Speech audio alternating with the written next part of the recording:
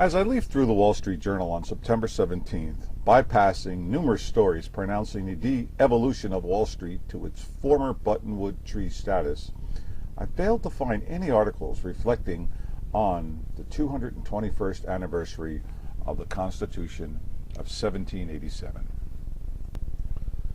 The summer before the Philadelphia Convention produced the Constitution of 1787, President of the United States Nathaniel Gorham's home state of Massachusetts had erupted into rebellion. The nation had no money in its coffers to raise troops to put down what is now known as Shays' Rebellion. In November of 1786, Nathaniel Gorham and the Congress took leave of New York City because their terms were up. The nation awaited the arrival of the new delegates in the hopes that they would elect a more effective President of the United States in Congress assembled to lead them through this crisis. Amazingly, there weren't enough delegates to even form a quorum in November of 1786 to elect a new president and convene the government of the United States of America. In December, no quorum. In January, no quorum. And war reparations, debt, were crushing the economy, while the Constitution of 1777 failed dismally on all fronts, organizing the 13 states to even put down the rebellion in Massachusetts. On February 2nd, 1787, Congress finally formed a quorum and elected the Major General who had freed them from Independence Hall when they were being held hostage by their military in the summer of 1783.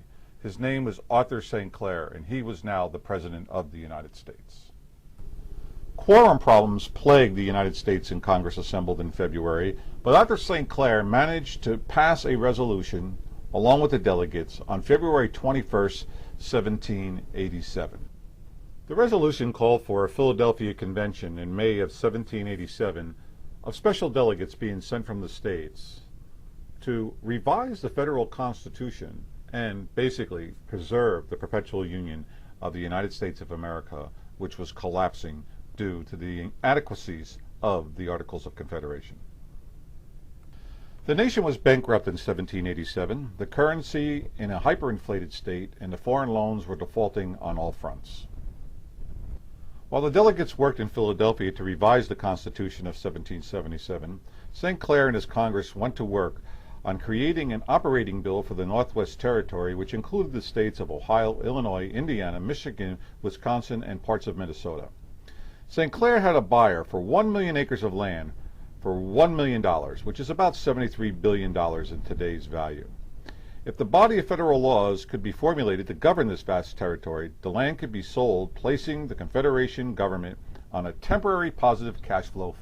The result of the 1787 United States in Congress assembled session was the enactment of the Northwest Ordinance and their non-alteration and acceptance of the Constitution of 1787 that emerged from the Philadelphia Convention with George Washington as its president. When the Constitution arrived in late September 1787 in New York City from Philadelphia, a great debate occurred. The delegates in Philadelphia were supposed to revise the federal Constitution, not completely throw it all out. And also the delegates wanted it to be sent on to the states as written, yet the resolution said such alterations and provisions had to be approved by the United States in Congress assembled. Richard Henry Lee and other delegates were very unhappy with the Constitution. They wanted to add things similar to the Bill of Rights, change terms. They were afraid of creating another kingdom. James Madison, Nathaniel Gorham, led by Arthur St. Clair, the president, wanted to do exactly as George Washington had so requested and send it on to the states with no changes. Arthur St. Clair won out. The Constitution was sent on to the states and ratified. The United States in Congress assembled, faded away in Fraunces Tavern, and the current three-branch system of government began to govern the United States of America during a financial crisis that overshadows any challenges that we now face today in the United States of America.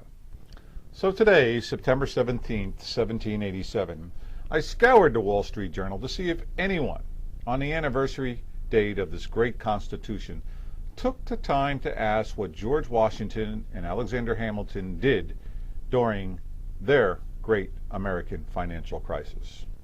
I found nothing, despite history being the crystal ball to all of our futures. Since 1991, this author, based on history, has been advocating two important measures to guarantee the prosperity of the United States for future generations of its citizens. First and foremost, Hamilton measures must be formulated by our current Congress and the President to develop revenue sources that are dedicated solely to retiring the now $9.7 trillion in national debt while putting the brakes on deficit spending. After the Revolutionary War, our debt was about $75 million in 1790. And using the relative share of GDP today, it would be about $5.5 trillion. Looking at the Civil War, they were about $2.8 billion in debt in 1866. And when you use the relative share of the GDP, it's about $4.3 trillion. And finally, taking a look at the debt from World War II in 1946, the war debt was about $269 billion. Now, what surprised me is if you use the relative share of GDP, it comes out to about 16.71 trillion in today's dollars. In 1994, I made the decision to run against Robert C. Byrd, the United States Senate Appropriations Chairman, for his seat in West Virginia.